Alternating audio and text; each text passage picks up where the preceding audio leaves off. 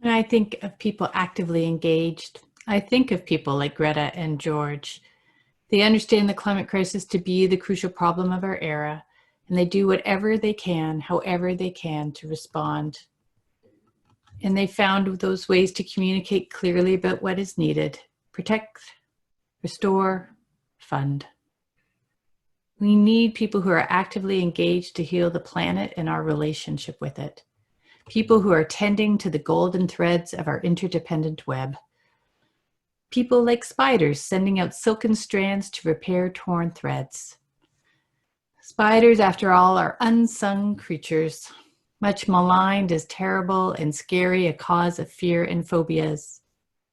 And while, like humans, there are a few spiders that are dangerous and will bite, the majority live peacefully and are actually our allies and helpers. They eat the insects that eat agricultural crops, as well as keeping household flies down. And I find sometimes I think we treat activists like spiders as a cause of fear, but really most are helpers. Activists are often first seen as crazy radicals out to destroy society.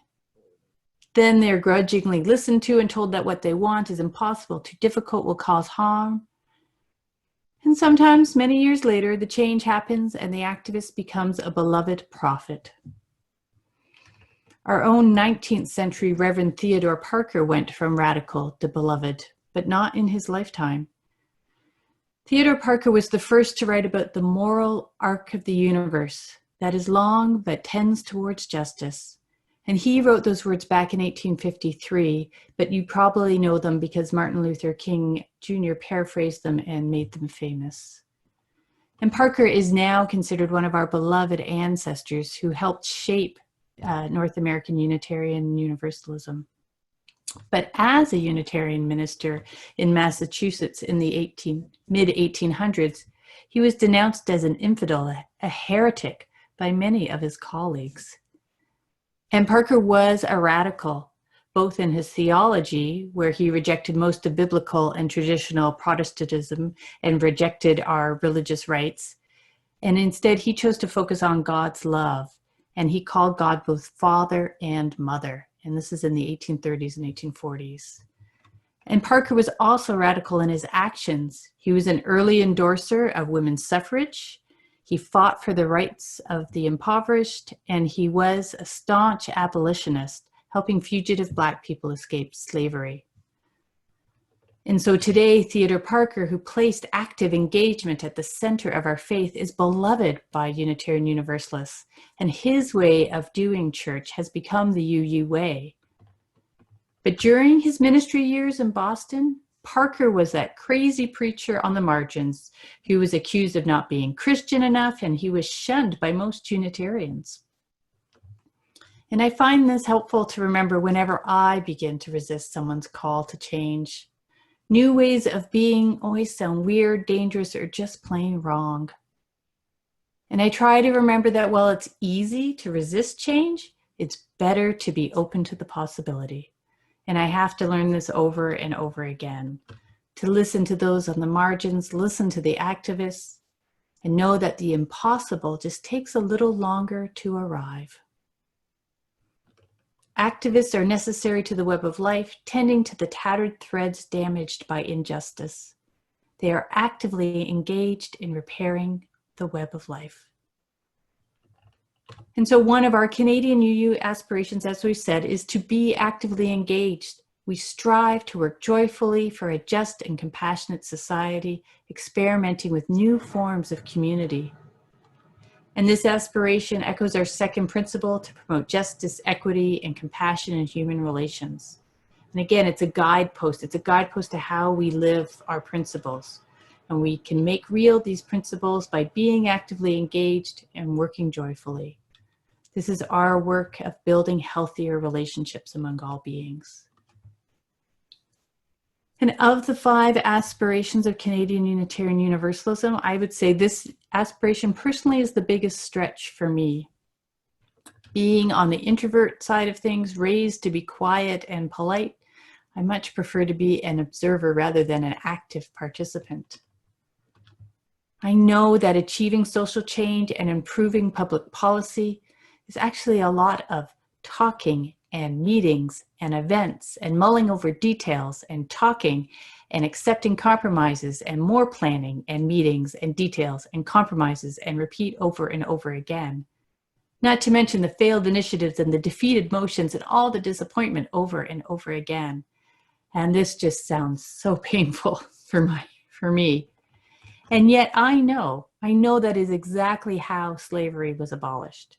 Why there are weekends and a minimum wage. It's how women got the vote, and it's how same-sex couples could marry. Because people, not the people in power, but ordinary everyday people made it so. They fought for these rights over and over and over again until even the powerful had to shift. And so I know it's vital to be actively engaged, particularly for the people of the chalice who seek that world of love and justice. This world won't happen without us. So fortunately for me, the way I find my way in to this aspiration is that it says we are to work joyfully. And I think that joyful part is essential. Being actively engaged isn't a one and done situation. And all the meetings and talking and planning are only parts of this task. I was part of the climate change movement going towards the United Nations Global Summit, Earth Summit in 1992, and that was 30 years ago almost. And even at that time, the warnings had been around for 20 years. Striving for that just and compassionate society takes a lifetime. And so that means it has to be part of a full life that includes joy.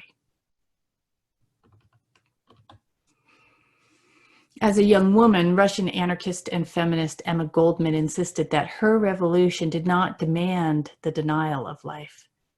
She insisted on her right to dance and said the revolution must include freedom, the right to self-expression, everybody's right to beautiful, radiant things. Everybody has a right to beautiful, radiant things. And so as we strive to work joyfully for a better world, let us find the beautiful and radiant things that sustain us along the way. Especially now as we head into a winter holiday season, a time that features beauty and hope, with garlands and love and shortbread and fellowship and starlight. This might be a hard holiday for joy, given that we can't just celebrate the way we always do. We can't be with the loved ones we're usually with, but it will be good for our souls if we can find something beautiful, something radiant in this season of peace. And so I encourage all of you to find what you value most about this holiday and seek it out in the days to come. And when it comes to our aspiration to be actively engaged, find the work that is joyful for you. Being a martyr, sacrificing yourself over and over again to the common good, giving until it hurts, that's a great final scene for an action movie. But in real life, commitment to a cause lasts when you are grounded in the goodness of life.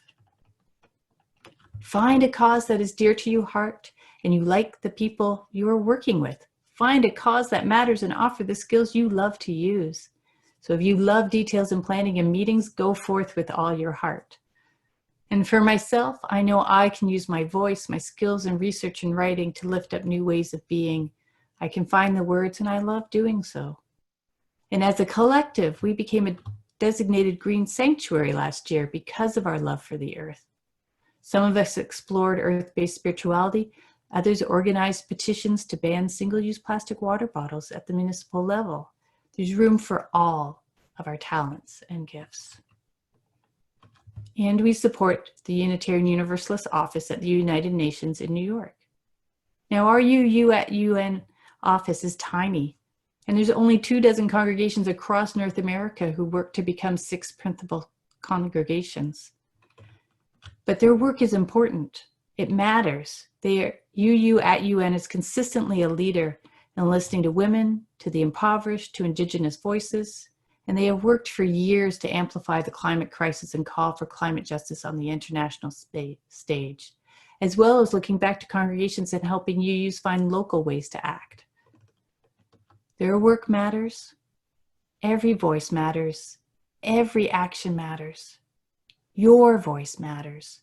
Your actions matter.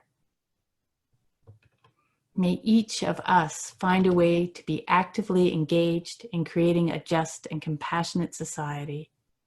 May we work with joy, finding the beautiful and radiant along the way. So say we all.